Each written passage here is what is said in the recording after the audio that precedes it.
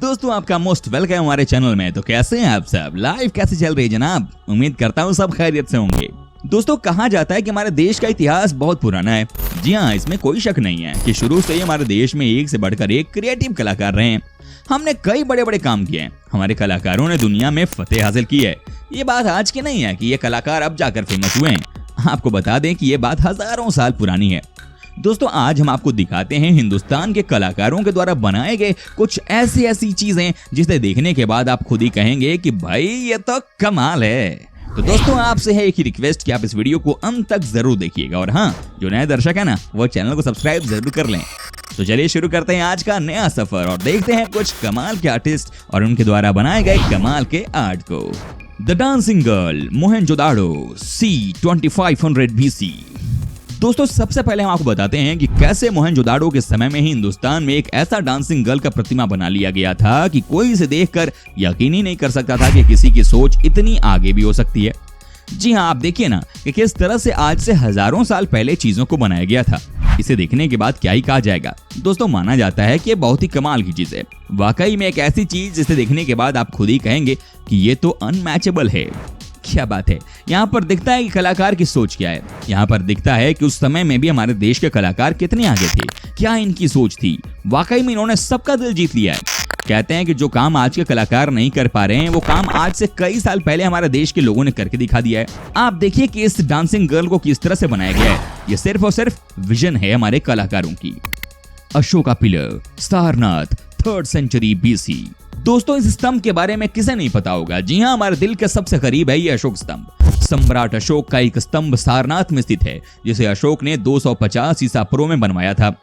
सारनाथ का स्तंभ अशोक स्तंभ के नाम से जाना जाता है। सारनाथ स्थित इस स्तंभ के शीर्ष पर 4 शेर बैठे हैं और सभी की पीठ एक दूसरे से सटी हुई है। सारनाथ के अशोक स्तंभ को भारत ने राष्ट्रीय प्रतीक के रूप में अपनाया है। इसके अलावा अशोक स्तंभ के निचले भाग में स्थित चक्र को भारतीय तिरंगे के मध्य भाग में रखा गया है। आपकी जानकारी के लिए बता दें कि सारनाथ में स्थित अशोक स्तंभ सारनाथ संग्रहालय में रखा गया है। अशोक स्तंभ पर 3 लेख लिखे गए हैं, जिनमें से पहला लेख अशोक के ही समय का है और ब्राह्मी लिपि में लिखा गया है, जबकि दूसरा लेख कुषाण काल एवं तीसरा लेख गुप्त काल का है। अशोक स्तंभ दिल्ली की अगर बात की जाए तो सम्राट अशोक द्वारा बनवाया गया एक और स्तंभ दिल्ली के फिरोज शाह कोटला में स्थित है। दिल्ली का यह अशोक स्तंभ 3 शताब्दी ईसा पूर्व भारतीय उपमहाद्वीप में महान सम्राट अशोक द्वारा बनवाया गया था। यह स्तंभ 13.1 मीटर ऊंचा है और पॉलिश किए गए बलुआ पत्थर से निर्मित है।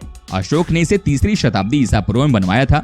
माना जाता है कि पहले यह स्तंभ मेरठ में स्थित था, लेकिन फिरोज शाह तुगलक जब सन 1364 के आसपास मेरठ आया तो इस स्तंभ की खूबसूरती देखकर मोहित हो गया। इसके बाद वो मेरठ में लगे इस अशोक स्तंभ को दिल्ली ले जाकर अपने किले में स्थापित करवा लिया। बुद्धा स्टैच्यू सारनाथ। दोस्तों अब हम आपको दिखाते हैं एक और ऐसी प्रतिमा जिसे देखने के बाद आप खुद ही कहेंगे कि वाकई में ये कमाल की चीज है। जी हाँ, आपको यकीन नहीं होगा कि आज से कई साल पहले जब इस तरह की प्रतिमा को बनाया गया था सबके सब चौंक गए थे, क्योंकि ये सबसे अलग है। साथ ही दोस्तों आपको यही बता दूं कि इस प्रतिमा को देखने के लिए दुनिया भर से हजारों की संख्या में लोग आते हैं। सबका यही कहना है कि ये प्रतिमा बहुत ही शानदार है। आप भी जब इस प्रतिमा को देखते हैं तो आपको लगेगा कि ये वाकई में सबसे अलग है। तो दोस्तों आपको जब भी मौका मिले आप इस प्रतिमा को देखने के लिए जरूर जाएं। ये बहुत ही कमाल की कला है। नटराज की मूर्ति। शिव के कई रूप हैं, उनके हर रूप से हमें प्रेरणा मिलती है। उनके नटराज अवतार के बारे में बहुत कम लोग जानते हैं।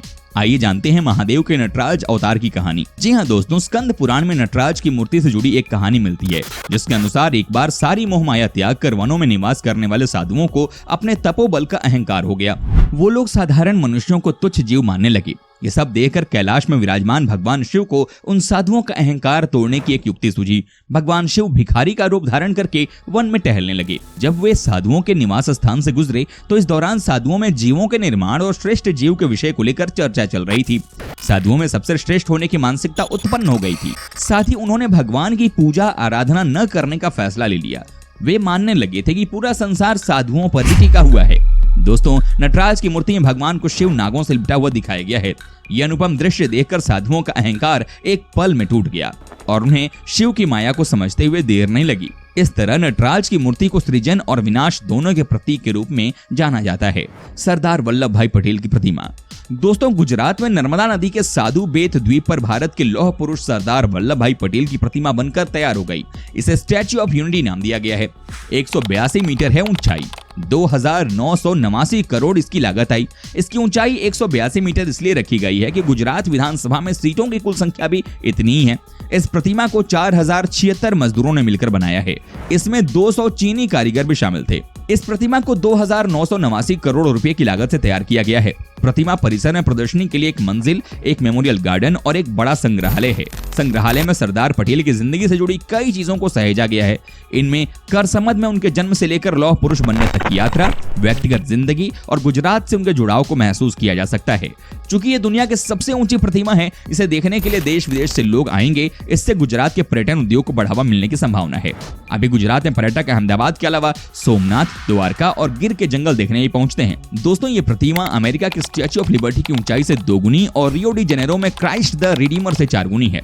न्यूयॉर्क शहर की पहचान स्टैच्यू ऑफ लिबर्टी की ऊंचाई 93 मीटर है, जबकि रियो डी जेनेरो की क्राइस्ट द रिडीमर प्रतिमा 38 मीटर ऊंची है। 25,000 टन लोहा, 90,000 टन कंक्रीट का इस्तेमाल। साल 2014 में गुजरात सरकार ने कंस्ट्रक्शन का ठेका एक कंसोर्शियम को सौंपा था। इस कंसोर्शियम में Michael Graves architecture and design और टर्नर कंस्ट्रक्शन शामिल हैं। ये कंपनियां इससे पहले दुनिया की सबसे ऊंची इमारत बुर्ज खलीफा बना चुकी हैं। स्टैच्यू का मूल ढांचा कंक्रीट और स्टील से बनाया गया है। स्टैच्यू के करीब walkway, ticket counter, food court, 4 लेन का हाईवे, 1 यार्ड और श्रेष्ठ भारत भवन स्थित है। ये 52 कमरों की 3 स्टार रिहाइश है। इसके निर्माण में 25,000 टन लोहे और 90,000 टन सीमेंट का प्रयोग किया गया है। नोएडा के मूर्तिकार ने बनाई है ये प्रतिमा। दोस्तों, बनावट की खूबियों के कारण ये मूर्ति एक मिसाल बन गई है। इस प्रतिमा का डिजाइन प्रसिद्ध मूर्तिकार नोएडा निवासी पद्म भूषण राम वंजी सुतार ने तैयार किया है। विकिपीडिया के मुताबिक उनका जन्म महाराष्ट्र के धुलिया जिले के गोंदूर गांव में हुआ है, लेकिन अब वो अपने परिवार के साथ नोएडा में रहते हैं। उन्होंने मुंबई के जेजे स्कूल ऑफ आर्ट से पढ़ाई की है। अच्छा दोस्तों, वीडियो में आगे बढ़ने से पहले जरा ये बताइए ना कि आप कहाँ से हमारा वीडियो टकटकी लगाकर देख रहे हैं।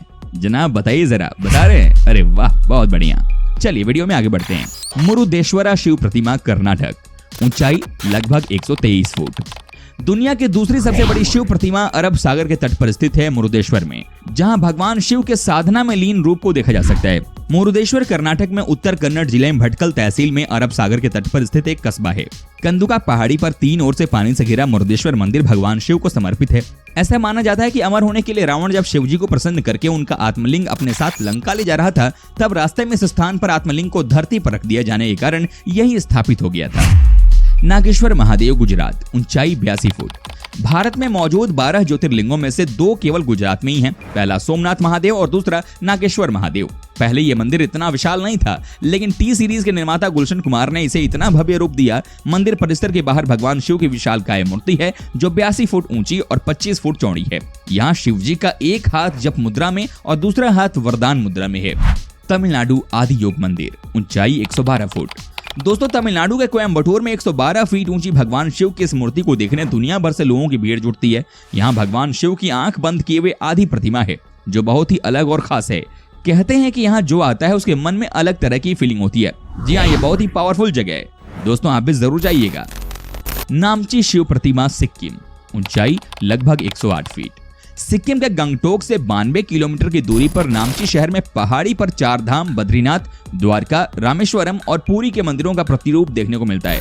साथ ही 12 ज्योतिर्लिंगों को भी मंदिरों में दर्शाया गया है। यहाँ बनी शिव की मूर्ति 108 फीट ऊंची है, जिसे सिद्धेश्वर धाम और किरातेश्वर महादेव के नाम से जाना जाता है। हर की पौड़ी, हरिद्वार, उत्तराखंड, ऊंचाई लगभग 100 फुट। भगवान शिव की खड़ी ये प्रतिमा हरिद्वार में गंगा नदी के तट पर हर की पौड़ी के पास बनी हुई है, जिसका दर्शन आप गंगा के किनारे से भी कर सकते हैं। जबकि हरिद्वार के पास ऋषिकेश में भगवान शिव की बैठक मुद्रा में भी मूर्ति है। हर शाम हजारों दीपक के साथ गंगा की आरती की जाती है। हर की पौड़ी के पीछे बलवा पर्वत की चोटी पर मनसा देवी का मंदिर बना है। मंदिर तक जाने के लिए पैदल रास्ता है। शिवगिरी महादेव, बीजापुर, कर्नाटक, ऊंचाई लगभग 85 फुट। कर्नाटक राज्य के बीजापुर जिले के शिवपुर में शिव की महिमा बतलाता भव्य शिव मंदिर शिवगिरी है। इस मंदिर में स्थित भगवान शिव की विशालकाय मूर्ति 85 फीट ऊंची है। इस प्रतिमा में शिव को योगेश्वर रूप में दिखाया गया है। शिव जी पद्मासन लगाकर बैठे हैं और उनके दोनों हाथ जप मुद्रा में हैं। ये प्रतिमा 2011 में स्थापित की गई है। मंगल महादेव, हरियाणा। दिल्ली से सटे हरियाणा में मंगल महादेव की विशाल प्रतिमा मौजूद है, जिसकी ऊंचाई करीब 101 फीट है। शिवरात्रि से अलग यहाँ आम दिनों में भी श्रद्धालुओं की उतनी ही भीड़ देखने को मिलती है। दोस्तों, कहा जाता है कि ये भी कमाल की जगह है और यहाँ पर भी सबको आना चाहिए। है कि नहीं? तो आपको भी यहाँ पर जरूर आना चाहिए। कचनार महादेव, जबलपुर, मध्य प्रदेश। ऊंचाई 76 फुट। मध्य प्रदेश राज्य के जबलपुर जिले के कचनार शहर में शिव मंदिर के पास स्थापित इस मूर्ति की ऊंचाई 76 फुट है। यहाँ भगवान शिव कर्पूर गौरम रूप में पद्मासन की मुद्रा ध्यान करते हुए दिखते हैं। भगवान शिव का ये रूप मन मोह लेने वाला है। यहाँ 12 ज्योतिर्लिंग भी बनाए गए हैं। दोस्तों यहाँ का माहौल भी बहुत ही शानदार है और यहाँ पर भी आपको जरूर जाना चाहिए। वाकई में ये कमाल की धार्मिक जगह है। तो दोस्तों ये थे अपने देश भारत के कुछ बेहद ही कमाल के आर्टवर्क। दोस्तों उम्मीद करता हूँ कि आपको हमारा ये एपिसोड पसंद आया होगा। साथ ही दोस्तों अगर आपको इस वीडियो पर कोई राय देनी है तो आप हमें कमेंट करके अपना फीडबैक दे सकते हैं। हमें आपके कमेंट का रहता है इंतजार। और हाँ, अगर आप हमारे चैनल पर नए हैं तो प्लीज चैनल को सब्सक्राइब जरूर कर दीजिएगा, क्योंकि हम आपके लिए रोज इस तरह के वीडियो बनाते रहते हैं। ओके गाइज, मिलते हैं नेक्स्ट वीडियो में। तब तक आप अपना और अपनों का ध्यान रखिए। Love you guys.